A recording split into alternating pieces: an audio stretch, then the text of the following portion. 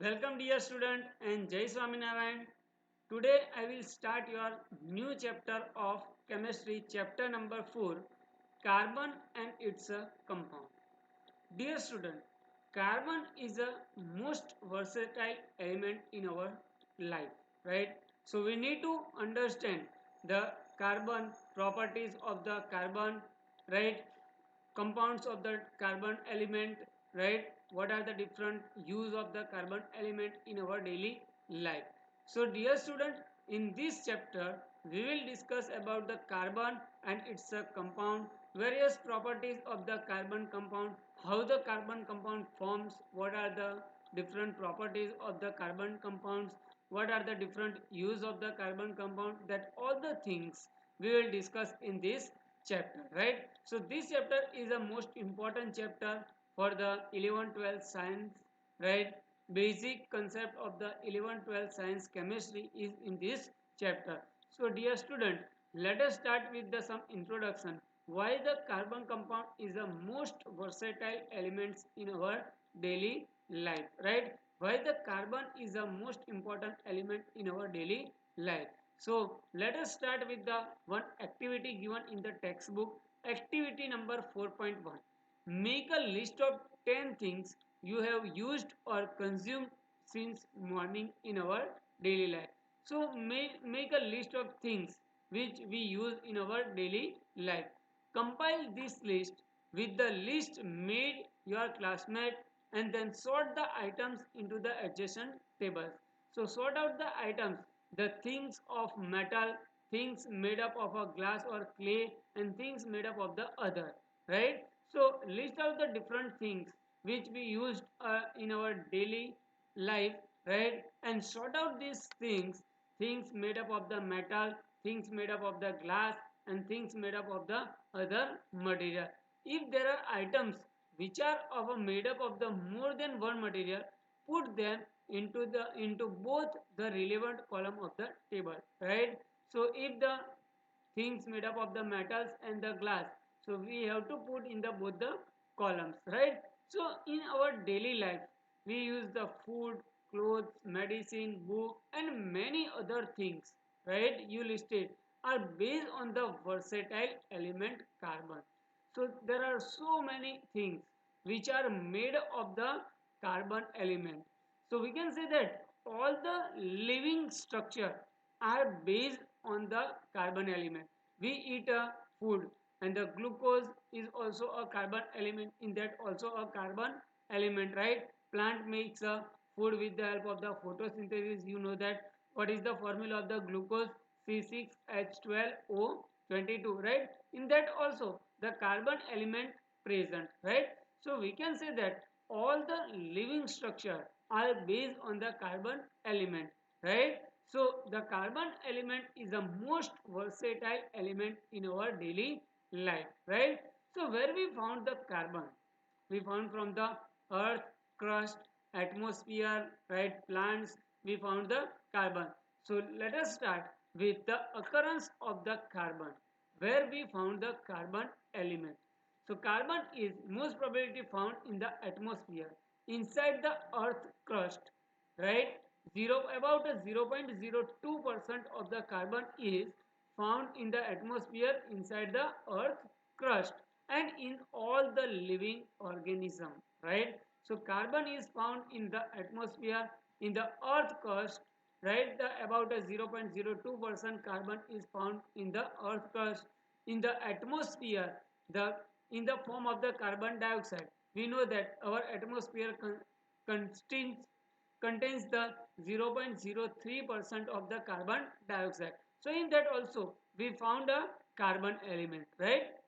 So carbon is found in the atmosphere, inside the earth crust. 0.02% carbon is found from the earth crust, and in our atmosphere we know that the 0.03% of the carbon dioxide. So from that also we found the carbon element, right? So in all the living organism we found a carbon element. So carbon is present in the fuels like wood, coal, charcoal, coke, petroleum, natural gas, biogas, marsh gas, etc. All the carbon is found, right?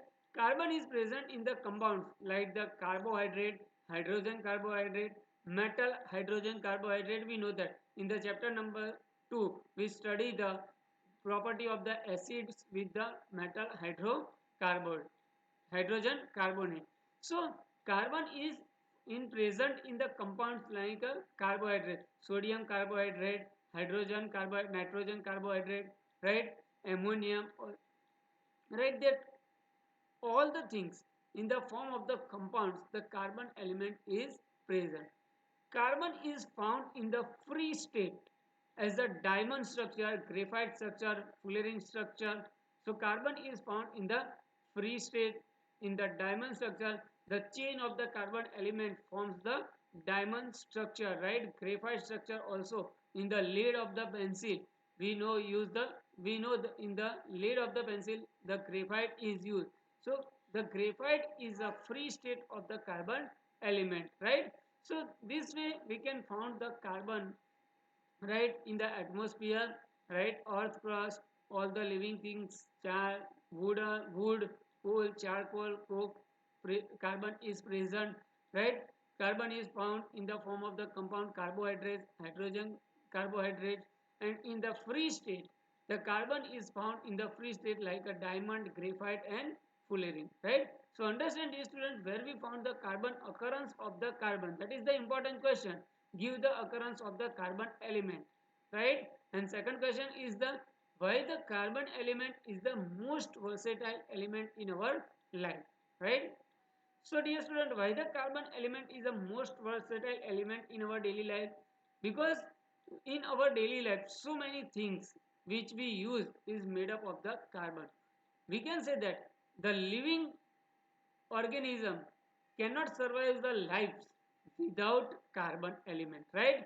So the carbon element is the most versatile element in our daily life. So now dear student, let us see the some basic properties of the carbon compounds. Properties of the carbon compound. Most of the carbon compounds are poor conductor of the electricity, right. The solution of the carbon compound cannot generate the ion, right. So most of the carbon compounds are the poor conductor of the electricity, right.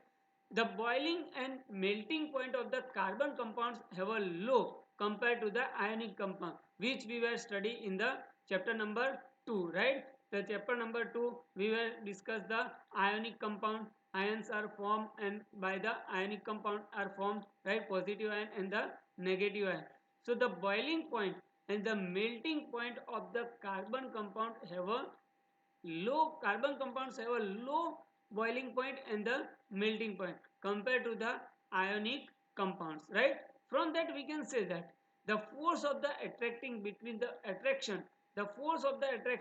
the molecules are very strong compared to the ionic compounds, right.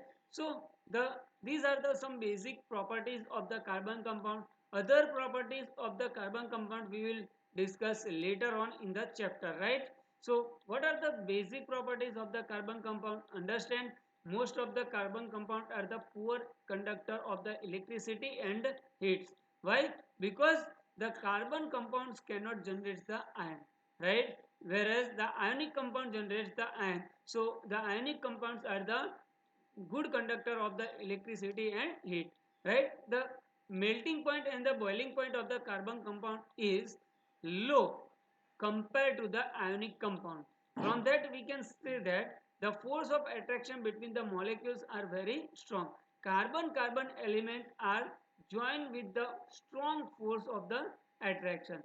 So these are the basic properties of the carbon compound, right. So how the carbon compounds are formed? Bonding in the carbon, that is called with the covalent bond. Carbon are joined with the covalent bond. So here bonding in the carbon with the covalent bond. We know that the carbon element, right, the atomic number of the carbon is a 6, right.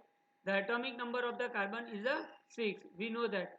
And from that the electronics configuration of the electron in the carbon element is a 2 and 4. In the first orbit of the atom, the 2 electron is there, and in the second orbit of the carbon atom, there are 4 electron is there. So we can say that the 4 electron, it has a 4 valence electron. So what do you mean by the valence electron? The valence electron is the electron in the outermost orbit of the atom, right? So here the atomic number of the carbon is 6. So it has a 4 valence electron, right?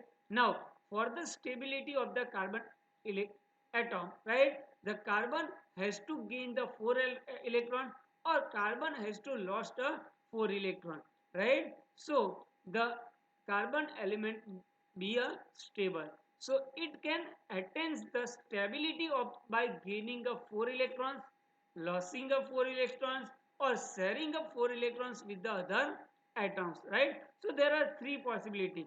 So when the carbon electron gain the 4 electron, it becomes a cation, negative ion. When the carbon atom lost the 4 electrons, it becomes the anion, that means the positive ion. So by gaining or losing a 4 electron, C plus, C4 plus cation, or C4 minus anion forms, right? So but it is impossible, right? Impossible to attain to loss of 4 electron because of the proton present in the nucleus of the carbon atom. So by gaining a 4 electron, by losing a 4 electron, and by sharing a 4 electrons with the other atom, the carbon ion can attain the stability, right? So what is the possibility? So it does not gain the 4 electron because it is difficult for the 6 proton to hold a 10 electron, right?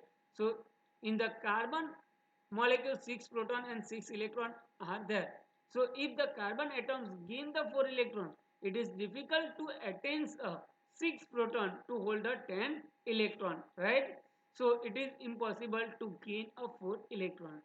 Second one is that it does not lose the 4 electron because it needs a large amount of the energy to lose the 4 electron, because in the nucleus of the carbon there are 6 proton and the 6 electron are attracted with the 6 proton.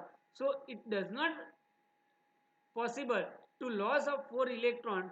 Why? Because it needs the large amount of the energy to loss of 4 electron, right? So third important possibility is there by sharing the 4 electron with the other atom. So the carbon atom shares the 4 electrons with the other atoms to attain the stability, resultant in the formation of the covalent bond, right? So in the carbon atom, in the outermost orbit, there are 4 electrons, and these 4 electrons are sharing with the 4 electrons of the other atom and made a stable, right? So since the carbon atoms needs the 4 electron to attain the stability, so its a valency is a 4. So the carbon is a tetravalent element, right? So is like this, if we consider the carbon element in the nucleus, there are 6 proton are there, and in the first orbit 2 electron, and the outermost orbit there are 4 electrons. So these 4 electrons of the outermost orbit of the carbon is shared with the another 4 electron of the other atom and made a stable, right? So by sharing of the 4 electron with the other atom, the carbon atom becomes a stable, right? So the structure of the carbon is a tetravalent structure, right? So like this, see, and the 4 electron of the carbon atom is made a covalent bond with the 4 electron of the other atoms, right? By sharing a 1 electron, 4 electron of the carbon atom and the 4 electron of the other atom. So this bond is called the covalent bond. So dear student, understand what do you mean by the covalent bond? Covalent bond is a bond made by a sharing a electrons of the one atom to the electrons of the another atom. So by sharing a one electron of the two atoms, it forms the covalent bond. And in the carbon element, there are in the outermost orbit there are 4 electrons are there, and these 4 electrons are made share 4 electrons of the other atom and made a covalent bond.